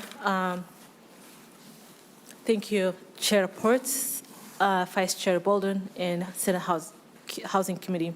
Thank you, Senator Mohamed, for championing this bill. I am a member of New American Development Center, a nonprofit organization that works with East African communities, and a member of Equity in Place. I'm here today to express our strong support for Senate File 3201, the tenant's right to organize. We believe that tenants should have the right to organize without fear of retaliation from their landlords. In Friday, February 2nd, 2024, we were at England Apartments in Indian Prairie to conduct a test survey after we received so many complaints from the tenants that the landlord doesn't do basic maintenance. We were a group of 4 individuals that were doing like a test survey. New American Development Center, and a part of the other group was JCA. Jewish community. We have a survey from 4 to 6 tenants. Tenants were scared to be seen with us, and they were let us to come into their apartments so that landlords won't see them. We surveyed from 4 to 6 tenants before the management came to us and told us to leave. Although the tenants let us in the building, it was a secure building that somebody has to let you in. And the tenants wanted us there, but the management did not want us there, so we had to leave. The tenants were disappointed and felt helpless. We have left immediately to avoid causing any harm or retaliation by the landlords. The landlords do use various tactics to intimidate and retaliate against tenants who are organizing, such as training them eviction or withholding maintenance work. When tenants are afraid to speak out, Their collective power is diminished and their ability to affect change is limited.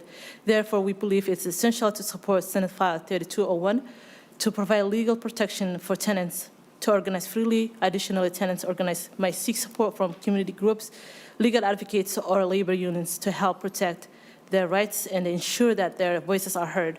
Thank you for your time and consideration for Senate File 3201. Thank you, Ms. Omar. Ms. Butler.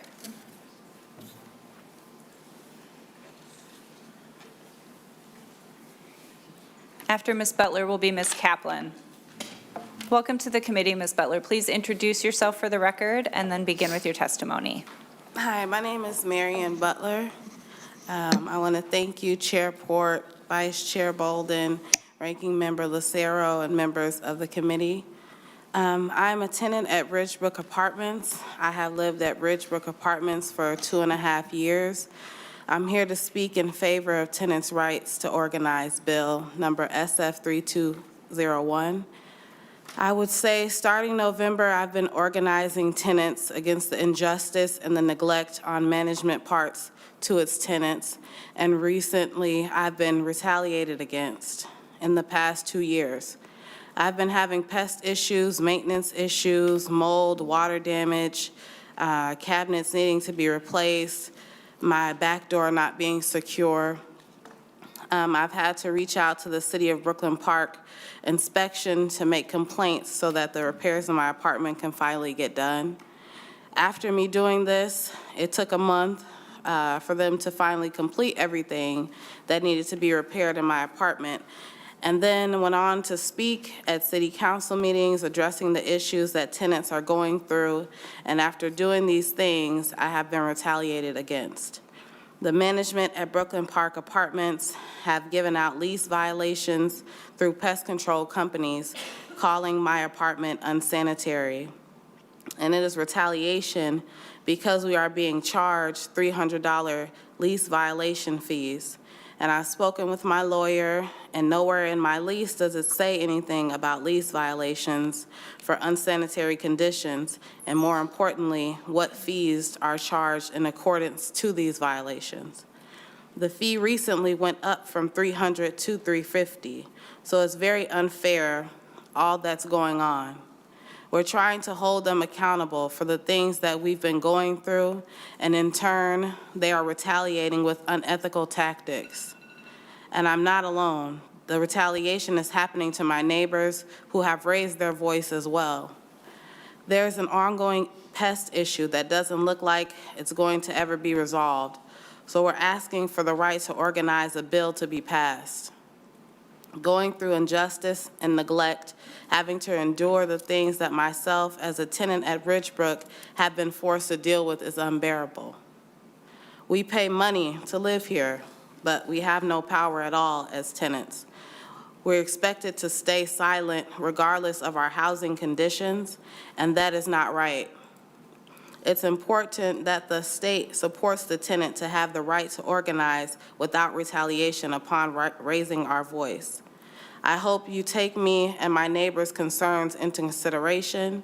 I hope you ensure this bill for tenants' rights to organize is passed so that the tenants across the state are able to advocate for their families without negative consequences. Thank you all in advance. Thank you, Ms. Butler. Ms. Kaplan. And after Ms. Kaplan, I have Ms. Stefaniak. Thank you, Madam Chair, members of the committee. My name is Margaret Kaplan, and I'm the president of the Housing Justice Center. We're a statewide organization that focuses on safe, stable, and affordable housing in the community of your choice, free from discriminatory barriers. I'm here mostly just to provide a little technical background and answer any questions people might have later on in the hearing.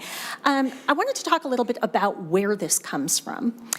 So right to organize and anti-retaliation laws are not new at all. There are states across the country that have them, and we modeled our language on a couple of different things. First is on state laws in California, Massachusetts, Alaska, and New York that really talk about the combination between the necessity of a right to organize and the need to be protected from retaliation when people demand their rights under their leases. The second place we looked is federal legislation. So there are rights to organize in some kinds of housing, even here in Minnesota, and that is in public housing and in project-based Section 8. However, those same rights don't exist for people, for example, in low-income housing tax credit properties or rural development properties or properties that are privately managed and outside of any specific government program. So depending on where you live, you may be facing eviction if you knock on your neighbor's door, or that may be a protected right for you. But we captured some of the language from that for the idea that equity in place brought together. And lastly, some of this is modeled on Minnesota Statute 327C, which is the manufactured home community law that does provide a much more robust right to organize. So freedom of expression is protected, and it has been in existence for, about 20 years, and it's working really well for people just in terms of getting to know your neighbor, understanding what your rights are, and then being able to enforce those rights. Thank you very much. Thank you very much, Ms. Kaplan. Ms. Stefaniak. Welcome to the committee. Please introduce yourself for the record, and then you can begin with your testimony. Thank you, Madam Chair, members of the committee. My name is Leanna Stefaniak. I am the current board chair of the Minnesota Multi-Housing Association. I've worked in the multifamily industry as a housing professional and as a licensed attorney for nearly 20 years. I'm here today to address a few concerns we have on Senate File 3201. But to begin, I just want to say that we do agree that residents should have the right to associate with one another to discuss their housing conditions. There's no question about that. Our concerns are that this proposal as written goes beyond that. For example, as written, the bill permits unrecognized individuals to gain access to secured buildings for the purpose of ambiguous as community development. These individuals are not required to meet any background checks, which is a concern for accessing what is otherwise a secured space. The permitted activities described under subdivision 1A are also concerning, as some of these activities goes against the terms of the residential lease and potentially violate the privacy of other residents. It is not uncommon for a property to have no solicitation rules in a way to hopefully limit individuals or organizations for interfering with the privacy rights of the residents of the building. Lines 2.9 through 2.14 allow the tenant association or the tenant organizer, which can be somebody without a leasehold interest, to solicit individual units. Further, line 2.12 would allow the tenant organization or the tenant association to contact residents through phone, mail, or electronically. The concern is, how does that happen? Is the landlord required to turn over this other private information to these tenant organizations?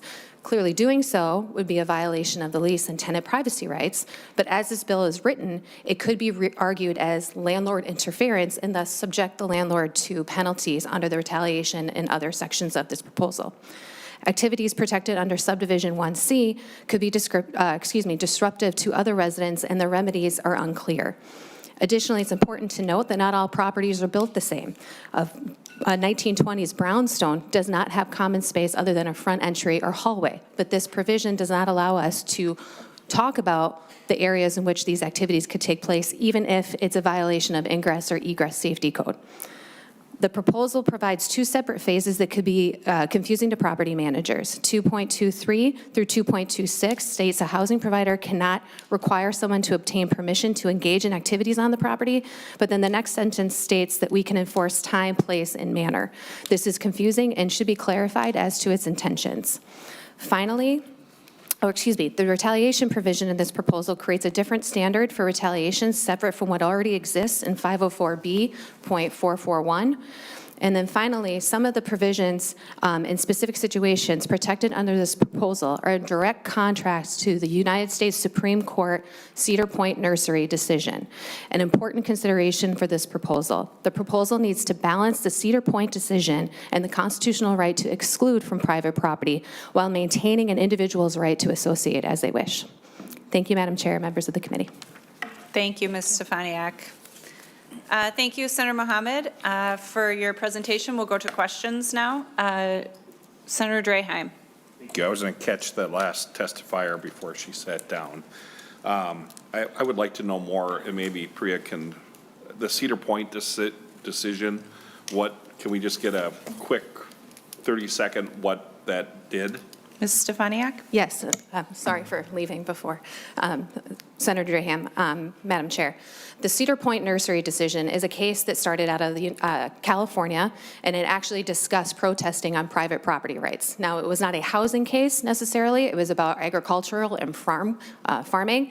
But the Supreme Court held that even in a prescriptive manner, in which was the California law that said private property owners had to allow protests on their property for a period of 4 hours, was a violation of constitutional private property rights. In fact, it said the right to exclude is the most important stick in the bundle of sticks when it comes to private property rights.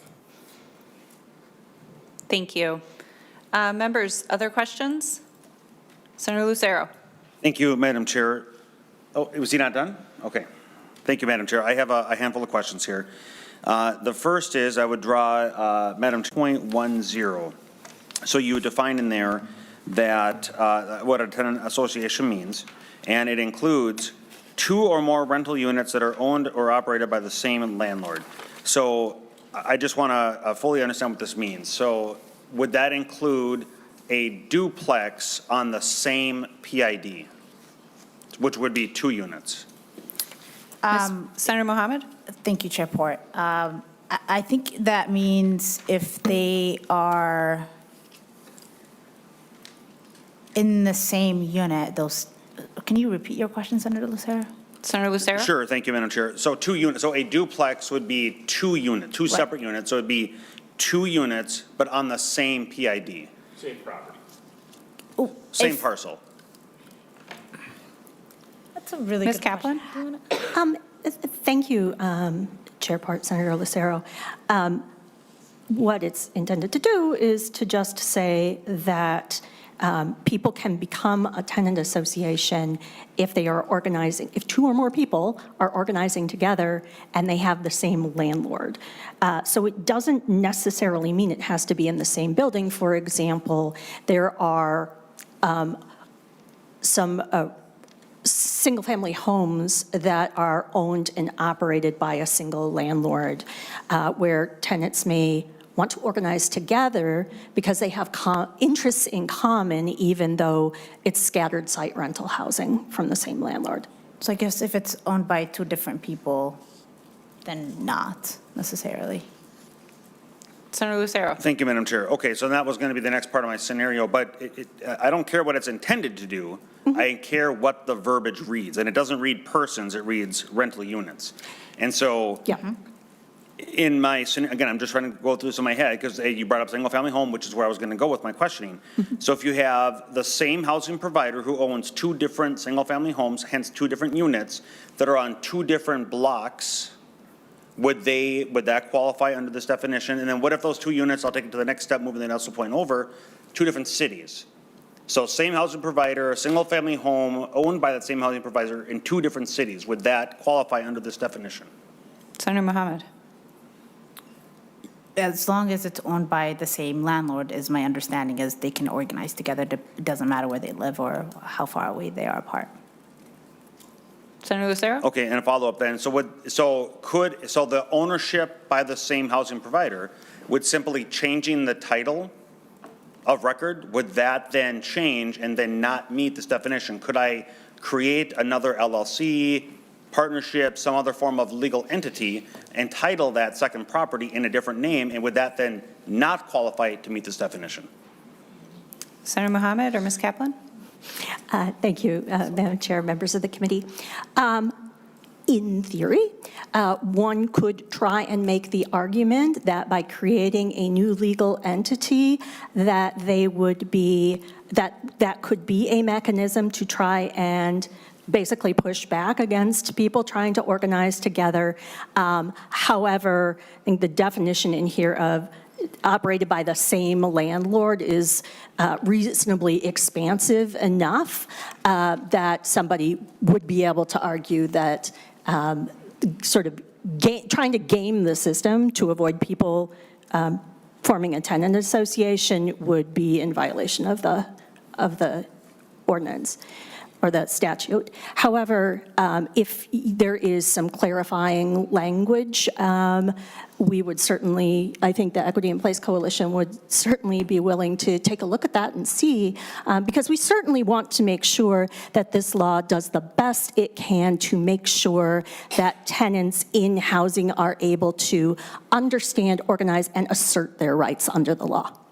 I think, Chairport, if you don't mind, Senator Lucero, I think Mohamed. sort of what's happening across the state is like often it's the same, the people who are, the tenants who are often complaining, are complaining about the issues happening in their places that they're living in. It's often operated by a lot of the same landlords, right? So we know that one isn't going to do a good job here and a terrible job here, right? And often they're not even from these communities. So it's like, how do we, put a standard like on them and ensure that they are actually held accountable and that they're taking care of their tenants, and if that makes sense to you. Senator Lucero. Thank you, Madam Chair. It doesn't make sense to me because in my experience, every scenario, every rental unit is different. There are different ordinances, there are different cities, there are different variables that go into what may or may not be happening. I heard the testimony of the pest control. It angers me. Deadbeat landlords anger me. And I very much want to hold them accountable. But there are scenarios where even in my own house, I can tell you, my own wife, we've had challenges with mice. And it isn't necessarily, it's not cleanliness, it's not a whole host of issues. We couldn't find the point of entry for 2 years. And that is not an example of the landlord failing or the housing provider failing to try to rectify the situation. And so there are a whole host of variables is what I'm trying to say. The next thing is, I would say, and I've got 6 or 7 questions here, but just continuing on this point, I hope it's not being suggested that having different titles is gaming the system, because it is a very well-recognized and common practice for a piece of real estate to be owned in an LLC, in an individual LLC, with its own bank account, with everything around that is separate, and then have the second single-family home owned in a wholly separate LLC, separate bank account, separate tax return if it's applicable, if it's a multi-owner LLC or partnership. And that's not gaming the system, it's following the law and creating these silos among these different real estate entities and operating companies. And so, to my question, and that's been my experience. So when I read this language, again, I'm not interested in what the intent is. I can only go off of what's being written to vote on, and then a subsequent judiciary would only be able to go off of the words that would potentially be passed into law. And if they're faced with this very common scenario of single-family homes, each having their own entity, LLC, to be described as trying to game the system, I think that's very shaky ground. The next question, Madam Chair, is I would draw attention to page 2, line 4, so 2.4. And it reads, addressing, and it's the sentences before this, but I'm just picking up on 2.4, addressing issues related to the living environment, which includes the terms and conditions of their tenancy. So as one who spent many years as a member of a union, I'm a proud, I consider once a Teamster, always a Teamster. And so I'm familiar with the organization and operating structures of unions. I guess my question is, when I read terms and conditions of their tenancy, does this mean, and since this is being touted, it reads a lot like union organization, is it the intent then, Madam Chair, of the bill author that leases, the terms of leases, whether it be rent, whether it be all the other provisions that are negotiable within a lease, to be some kind of a collective master lease for tenants that would fall within scope of the bill? Senator Mohamed. That's a very technical question, Chairport and Senator Lucero. I'll let her answer it, but I think I would say that what this bill intends to do is it gives the tenant the right to collectively organize together when issues are coming up in their living places, so that they can have the power to stand together against their landlord. Ms. Kaplan? Thank you, Chairport Senator Lucero. One thing I want to clarify, which I think distinguishes this from union organizing, and I, as a small child, I went on strike with Teamsters because my dad was a Teamster. But one of the things I want to clarify is this is about people having the right to work with each other and to organize together. It doesn't give people the same kind of like collective bargaining rights that you have, for example, with a employer union and an employee. All this is protecting, which is really important, is the right for people to talk to each other, to learn their rights, to work together, to address issues related to the condition of their housing when they're not getting what they are supposed to be getting under their lease agreement or when something seems unfair, and for that to happen free from retaliation. Right? The reality, unfortunately, or fortunately, depending on your point of view, is the landlord can always say, well, that's nice, thank you, I've heard your concerns, and I'm not going to do anything about it, unless it is something that is otherwise protected under 504B, right? So if they're violating a tenant-landlord law, presumably, this is a mechanism for people to feel more comfortable raising those abuses. If it's about something that people want, but that isn't protected otherwise under the law, well, that's kind of up to the landlord and the tenants to have a conversation about it, but it doesn't obligate them to do anything differently outside of, once again, what those tenant rights are under the current existing law. Senator Lucero? Thank you, Madam Chair. And I see we are approaching the end of the time here for the committee. So what I just heard there are two different answers. I heard from Madam Chair from Senator Mohamed to collectively organize and stand against their landlord. Well, first of all, when I'm hearing those words, look at it, that's very adversarial, to stand against their landlord. You know, as a housing provider myself, I work to forge relationships with my tenants. I don't stand against my tenants. That's not my mindset. It's not my mentality. But when I see, Madam Chair, the bill author having this mindset of stand against their landlord, that's very concerning to me. But then I heard the answer over here. So the answer to my question from the bill author was to do that in regards to the very specific language, terms and conditions of the tenancy. I read that as negotiating a lease. But then I heard a separate answer from the testifier, Madam Chair. Madam Chair, my question for you is, what is the intent of the action? Are you moving this on? Are you holding it over? We're moving it on to judiciary. You are? Okay. Well, with that, I have a bunch of other questions, and I know there's other members. I don't want to monopolize time. So I guess I'll stop asking questions now, but if it is the intent to move it on, I would like to make a motion to table this until we can get an opportunity to actually further vet this bill before we move it on. But I won't make that motion yet. I'll let others answer questions. Thank you. Senator Draheim? Thank you, Chair, and thank you, Senator Mohamed, for bringing the bill forward. I do have a lot of questions. I have at least a dozen, which I'm sure doesn't surprise you. But, you know, my reference point is my apartment up here in St. Paul. So when I'm in St. Paul, I have an apartment in downtown St. Paul. And then 30 years ago, 35 years ago when I was in college. So I am not the expert at living in an apartment. But I can share with the committee and the author some of my experience. And our apartment that I've lived in since I got elected, same apartment, has a Facebook group. And that was set up by the tenants. And there are simple things like, has anybody seen my package, which is common, to did someone lose a key, or if something bad happened, to let everybody know that, hey, my car got broke into. So to me, that is some form of organizing that the tenants did on their own.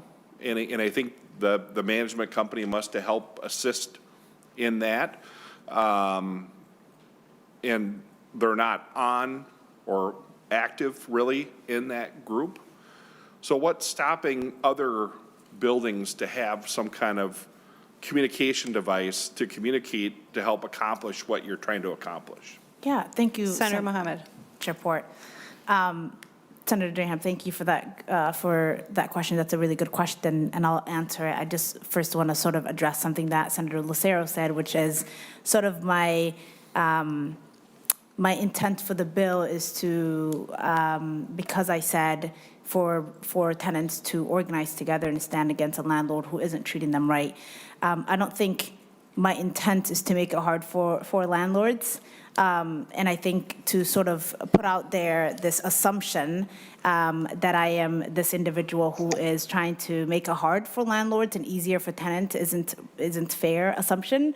And I would say I think I want to make, there is a clear power imbalance here, and I want to make sure it's fair for both tenants and for the landlords. What is clear is landlords have plethora of lobbyists and legal attorneys who have their backs in the court system, who have their backs when it comes to here and lobby for them nationally, locally. And so I know that you are a good housing provider. I've had good ones. When they do good, they are incredible. And those who aren't doing good, we have to hold them accountable, and that's our job. And we would not be here today if we didn't hear the stories of these people who are like, this is what's happening in my household. And to answer your question, when these things are happening in their household and they try to speak up, their rents get raised, they get evicted. And so the goal of it is to create a power balance when they do speak up.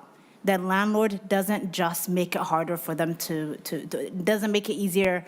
It doesn't become easy for them to be evicted, but they know that there is a law that is standard across the state of Minnesota where they are evicted because of something that they said they can take their landlord to court.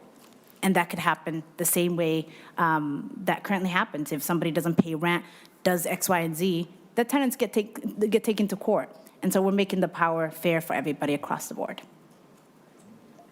Thank you, Senator Mohamed. I'm going to take chair's prerogative and jump in here for a moment and just say thank you for bringing this bill. I think actually what Senator Draheim and Senator Lucero have brought up is that in most cases, this is a very natural and normal thing that comes in the process. I've lived in apartments where there's a Facebook group where people chat back and forth. They're able to raise concerns and things like that.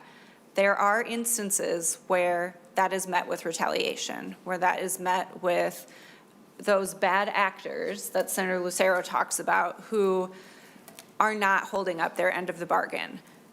This legislation is aimed to level that playing field, to protect those tenants who live in those situations where the landlord is not acting in good faith, to protect them as they're able to organize together. I really appreciate that.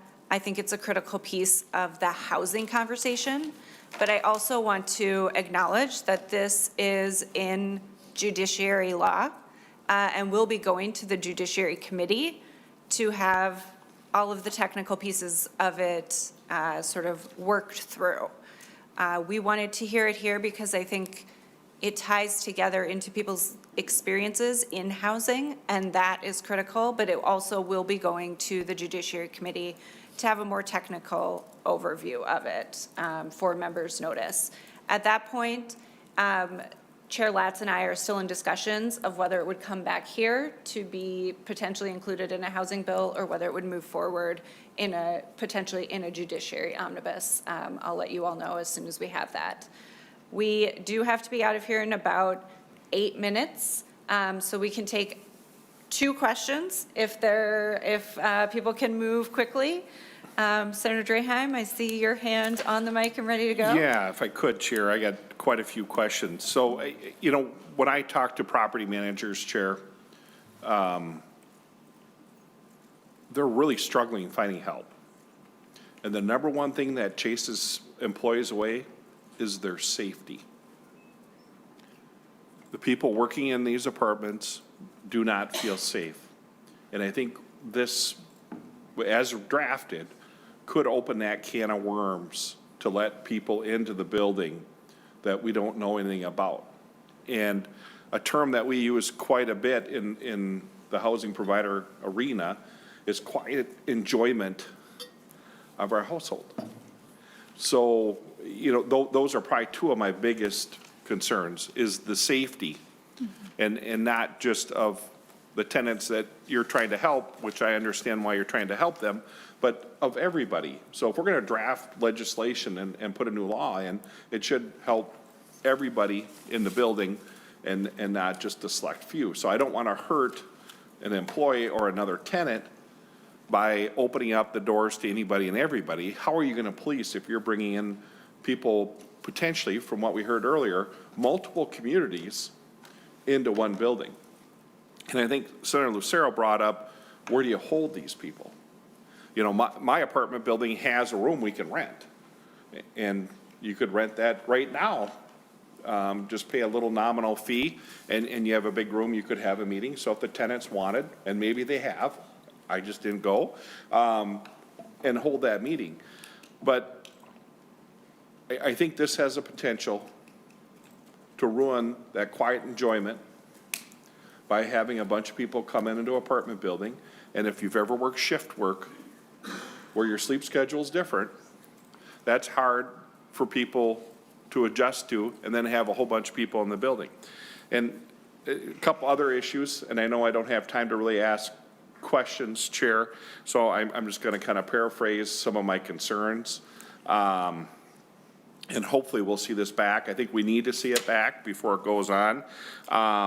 You know, and part of it, they talk about the owner not being present at a meeting if they decide to have a meeting, or a manager, or an employee, I assume.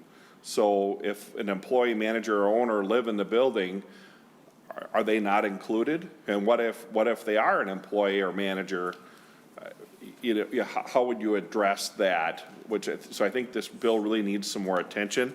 And then privacy. I think the language around the phone number, email, really needs to get tightened up. I have real concerns with, and I know a lot of female friends that would definitely not want, especially if they live alone, want their email or phone number out there to the public. So I think this bill is well intended, but it opens up a lot of can of worms. And I have at least 10 more questions or statements I would make if I had time, but I respect your timeline, so I'm going to keep my mouth shut. But I think we need to have another hearing on this if it's going to move forward. So thank you, Chair. Senator Mohamed, do you have closing comments you'd like to make? I do. Thank you, Chair Port. You know, thank you, Senator Draham. I think your perspective is absolutely good and right, and happy to work with you on this bill to implement some of the changes that you're interested in as it goes through committees. Same for you, Senator Lucero. And I am one of those females who's single and lives alone. And so I'll say that I would love the opportunity if I am especially somebody who can't speak up for themselves, and my landlord or the place I live isn't feasible for me to live and isn't livable, to be able to talk to my neighbors, to share space, and to tell them sort of the struggles we're having and how we can move through it together. I think that's power for renters, for tenants, and I think that's important. And I think that's a good thing for landlords. Right? If I am a landlord and I am providing housing for somebody, I want my tenants to feel comfortable, safe, and know that they have somebody there who, when they come together and they have an issue and they bring up, that I'm willing to hear and we can work together and negotiate it. And so that is the intent of this bill, is to create a power balance for both tenants, which they don't have right now, and for landlords, and to actually allow people, to actually empower people to be able to speak up when things aren't happening and are happening in their communities that aren't right. And so I thank you for your thoughts, and happy to work with you on this bill as it goes through committees. And members, I will let you know that I have requested to have this bill back after judiciary for members' notice. Senator Lucero? Okay, well, with that, Madam Chair, I won't offer the voice vote to table it, but I'll just very briefly. I'm not on the judiciary, so I appreciate it's going to come back, but I do very much care about the details of all verbiage, especially definitions. And all businesses craft their business and make decisions in the business of housing. The reason there are separate LLCs per entity, for example, is because the law has set it up that way for very specific purposes. So that's why those are among my questions and what's motivating my questions. So I can understand, because I and many other businesses, owners, are going to have to modify and make decisions in their business based on what becomes law, based on what definitions and words obviously mean. So with that, Madam Chair, again, I won't ask for the roll call at this point, table. Thank you. Thank you, Senator Lucero. Can I get a motion to move Senate File 3201 as amended? I would make that motion, Madam Chair. Thank you, Senator Boldon. The motion is Senate File 3201 as amended be recommended to pass and referred to the Committee on Judiciary and Public Safety. All in favor say aye. Aye. Opposed? No. The motion prevails. The bill will move to Judiciary, and that is all of the agenda that we have in front of us. Though I will say, during this committee hearing time, we did get notice that there will be no hearing on February 27th. So we just lost another day. So it's a Tuesday. Yes. Caucus night. Yes. But not next week, right? No. But we will see you all back on Tuesday. We are adjourned.